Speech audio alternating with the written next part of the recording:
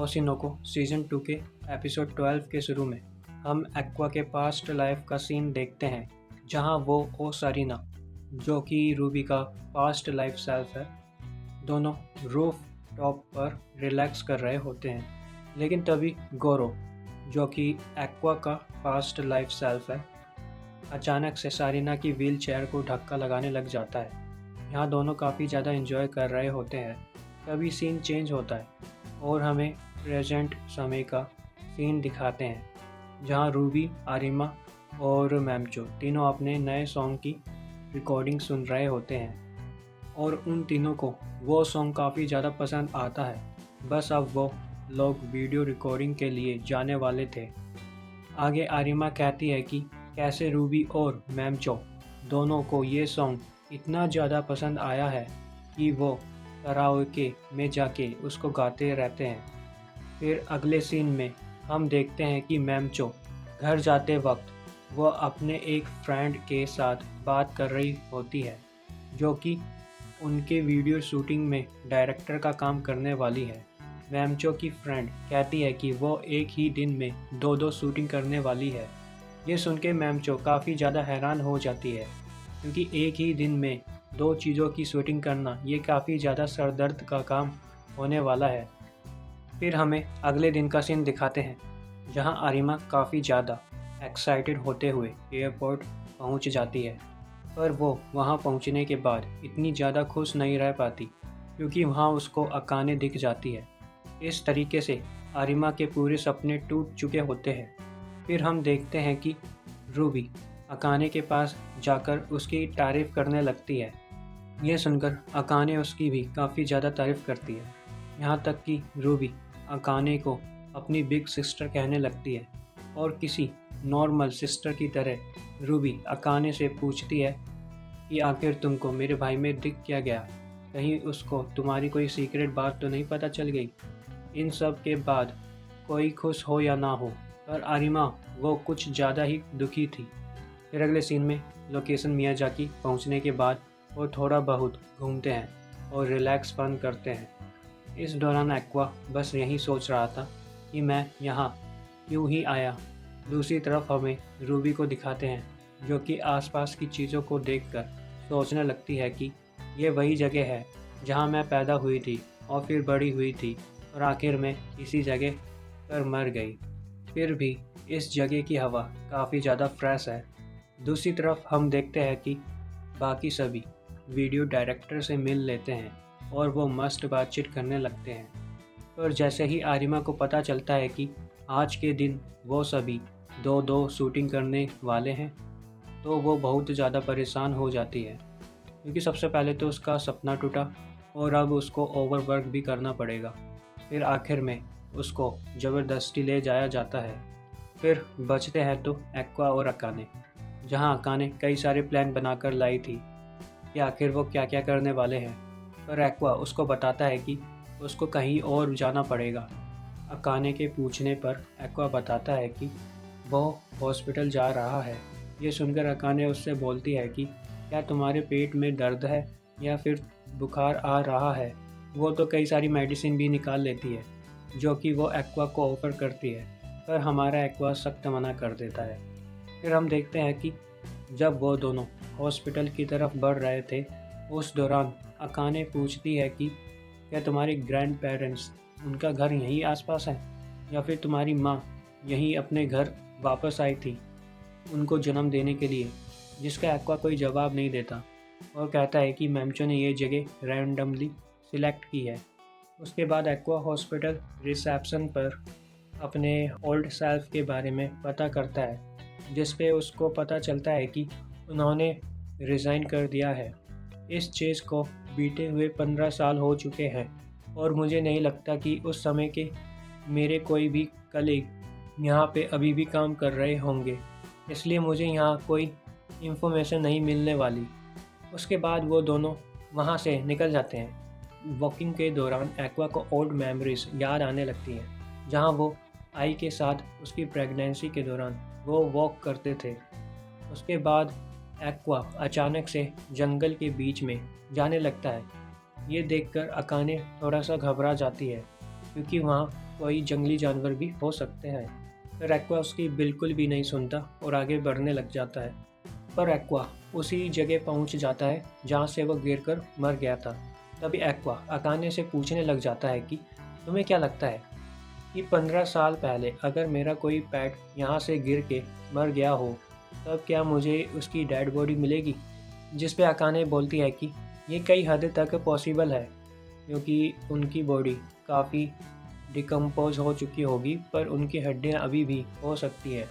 उसके बाद एक्वा सोचने लगता है कि अगर उसकी बॉडी को दफन कर दिया गया है तब उसको निकालना बेकार रहेगा। उसके बाद एक्वा अकाने को एक और जगह लेके जाता है जो कि उसका पुराना घर था। उस जगह को देखकर अकाने काफ़ी ज़्यादा हैरान होती है, जिस पे एक्वा बताता है कि ये घर उसके एक जान पहचान वाले बंदे का है। अकाने के पूछने पर एक्वा उस पर्सन की स्टोरी सुनाने लगता है, जहाँ उस पर्सन की एक मदर थी जिन्होंने चाइल्ड बर्थ अपने घर पे ही दिया था क्योंकि एम्बुलेंस टाइम पर नहीं पहुंच पाई थी।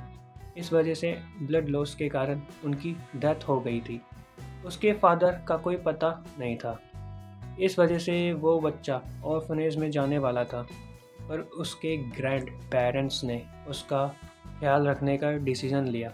एक बंदा जिसने अपने मदर के सेक्रीफाइस से अपनी ज़िंदगी शुरू की और अपने आप से काफ़ी ज़्यादा लड़ने के बाद उसने फाइनली अपने आप को माफ़ किया और डिसाइड किया कि वो एक डॉक्टर बनेगा ताकि वो दूसरों की मदद कर सके।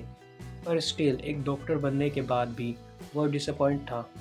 तभी हमें पास्ट का सीन दिखाते हैं जहाँ एक्वा काफ़ी ज़्यादा दुखी और गुस्से में था क्योंकि सरीना जल्दी ही मरने वाली थी। एक तरफ वो अपने आखिरी सांसें ले रही थी, वहीं दूसरी तरफ उसके पेरेंट्स अब तक उसको देखने के लिए भी नहीं आए थे। यह हॉस्पिटल के स्टाफ को भी काफ़ी ज़्यादा पसंद नहीं आता। इस वजह से उन्होंने एक्वा को ही उसका इंचार्ज बना के रखा हुआ था ताकि सरीना अकेली ना रहे, और ऊपर से वो गोरो को भी पसंद करती थी। इस तरीके से सरीना गोरो को एक चैन देती है जो कि उसका ट्रेजर था, और उसी के साथ सरीना ने अपनी आखिरी सांसें भी ली थी। तभी हमें वापस से उसी मिस्टीरियस लड़की को दिखाते हैं जो कि बोल रही थी कि गॉड कितने ज़्यादा काइंड हैं, उन्होंने तुम दोनों को वापस से एक जिंदगी दी और यहाँ तक कि एक मदर भी दी। शायद इसके पीछे कोई डीप मीनिंग छिपा होगा। फिर हम अगले दिन का सीन देखते हैं जहाँ उनके म्यूज़िक वीडियो की शूटिंग चल रही थी, जहाँ वो लोग काफ़ी ज़्यादा एंजॉय भी कर रहे थे और साथ ही में वो आरिमा से बहुत मज़े भी ले रहे थे। उसके बाद उनका ग्रीन स्क्रीन शूटिंग स्टार्ट होता है, जहाँ आरिमा और रूबी का सबसे पहले शूटिंग हो रहा होता है क्योंकि उन दोनों की एज अब तक 18 प्लस नहीं हुई है। इस वजह से उन दोनों को 10 बजे के बाद वर्क करना अलाउड नहीं है। एक्वा और अकाने जैसे ही स्टूडियो में आते हैं वो मैमचो को बैठा हुआ पाते हैं। वो उसका रीज़न पूछते हैं, जिसे सुनकर वो दोनों काफ़ी ज़्यादा हैरान हो जाते हैं क्योंकि मैमचो की लीगल एज अब 18 प्लस हो चुकी है, जबकि उसकी जो रियल एज है वो तो उससे भी काफ़ी ज़्यादा है, जिस वजह से उसका शूट 10 बजे के बाद ही होगा। उसके बाद वो लोग आरिमा से मिलते हैं, जहां आरिमा अपनी तारीफ़ सुनने के लिए उनसे पूछने लग जाती है कि आखिर वो कैसी लग रही है न्यू कॉस्ट्यूम में। पर तभी अकाने अचानक से उनके बीच में आ जाती है। उसके बाद आरिमा की कॉस्ट्यूम में जो भी कमियां होती हैं उनको ठीक करने लग जाती है। अकाने की हरकतों को देखकर एक्वा सोचने लग जाता है कि इसकी हरकतें तो एकदम फैन गर्ल की तरह लग रही है। ऐसा लग रहा है कि मैं बचपन के अकाने को देख रहा हूँ। उसके बाद अकाने आरिमा को टिप्स देने लग जाती है कि कैसे वो अपने पोस्चर को और भी ज़्यादा इम्प्रूव कर सकती है, पर अकाने यही नहीं रुकती क्योंकि वो बाकी लोगों के काम के अराउंड भी नोट्स बनाने लग जाती है। उसके बाद एक्वा और अकाने एक साथ बैठ के आरिमा के रिलेटेड बात करने लग जाते हैं कि कैसे वो आइडल के तौर पे भी काफ़ी ज़्यादा कमाल की लग रही है। अकाने आरिमा की तारीफ़ करते हुए बताती है कि वो जो मर्जी चाहे वो कर सकती है क्योंकि वो काफ़ी ज़्यादा कमाल की है। पर तभी वो ये भी बताती है कि कैसे एक्वा आरिमा के साथ डेट नहीं कर सकता क्योंकि वो अभी के समय काफ़ी ज़्यादा पॉपुलर हो चुकी है, और अगर मीडिया में ये बात लीक हो गई तब उसके लिए काफ़ी ज़्यादा प्रॉब्लम हो सकती है। ये सुनकर अचानक से एक्वा आर्यमा को आई की जगह पे सोचने लग जाता है। तभी सीन चेंज होता है और हम देखते हैं कि रूबी की शूटिंग ख़त्म हो चुकी थी और वो बताती है कि वो अकाने के साथ ही आज सोने वाली है, जिस पर एक्वा अकाने को रूबी का ख्याल रखने के लिए बोलता है क्योंकि वो यहाँ पर अभी कुछ देर के लिए रहने वाला है। उसके बाद दिखाया जाता है कि रूबी और अकाने एक साथ बाहर निकलते हैं, जहाँ रूबी को एक कौवा मिलता है। फिर वो उसके पास चली जाती है। अकाने उसको मना करती है, पर रूबी कहाँ सुनने वाली थी और यहाँ कौवा अचानक से रूबी के हाथ से चाबी को लेकर उड़ जाता है। रूबी कौवे के पीछे भागने लग जाती है। देखते ही देखते वो दोनों पेड़ के बीच में आ जाते हैं। अकाने रूबी को वार्न करती है, पर रूबी कहाँ सुनने वाली थी। वो बताती है कि उसको इस जगह के बारे में थोड़ा बहुत पता है। ये सुनकर अकाने थोड़ा सा हैरान होती है, जहाँ रूबी घबरा जाती है कि उसने कुछ गलत बोल दिया है। वो थोड़ा सा कवर अप करने का ट्राई करती है, पर अकाने बताती है कि उसको ऑलरेडी पता है कि वो दोनों यहीं पे जन्म लिए थे। इसके बारे में एक्वा ने ही उसको बताया था कि ये जगह एक्वा के लिए काफ़ी ज़्यादा ख़ास है, जिस पे रूबी भी बताती है कि ये जगह मेरे लिए भी काफ़ी ज़्यादा ख़ास है। कौवे का पीछा करते करते वो दोनों जंगल में और भी ज़्यादा अंदर जाने लगते हैं, जहाँ अकाने रूबी से पूछती है कि क्या तुमको एक्टिंग में भी इंटरेस्ट है, जिस पे रूबी बताती है कि वो कुछ कह नहीं सकती, पर उसको काफ़ी ज़्यादा खुशी होगी एक्टिंग सीखने में। पर वो बताती है कि उसका एक ही मकसद है, जो कि है एक बड़े से शो में परफॉर्म करना, जहाँ किसी ने भी ना किया हो। करंटली यही उसका ड्रीम है। उसके बाद वो इमेजिन करती है कि कैसे एक काफ़ी बड़े कॉन्सर्ट के बाद वो गोरो से मिलती है, जो कि उसको बताएगा कि कैसे वो उसका एक बड़ा फ़ैन है। तभी वो अकाने से पूछती है कि आखिर तुम्हें क्या लगता है कि मैरिज के लिए एज गैप कितना होना चाहिए। ये सुनकर अकाने खुद ही घबरा जाती है, पर वो जवाब देती है कि 10 साल। जो सुन के रूबी तो काफ़ी ज़्यादा खुश हो जाती है। उसके बाद वो बताने लगती है कि वो जिस पर्सन की बात कर रही है वो उसके लिए सब कुछ है, क्योंकि शायद उन्हीं की वजह से उसके पास अभी भी जीने की होप है। ये सुनकर अकाने बताती है कि ये तो काफ़ी ज़्यादा कमाल की बात है, क्योंकि तुम्हारे पास कोई ऐसा पर्सन है जिसको कि तुम लव करती हो।